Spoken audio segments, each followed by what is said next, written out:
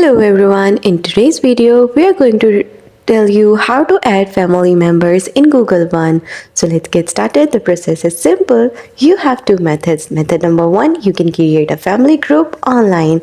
For this, just go to the link provided in the video in your web browser and there sign into your Google account.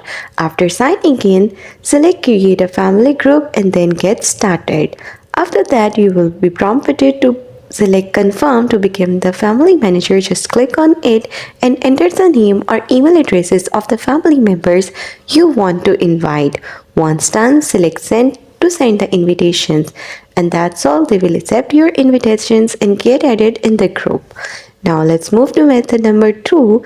In method number two, you can use Google Assistant. For that, you just have to go to your Android phone and open Google Assistant. Then you have to say, "Hey Google, set up my family."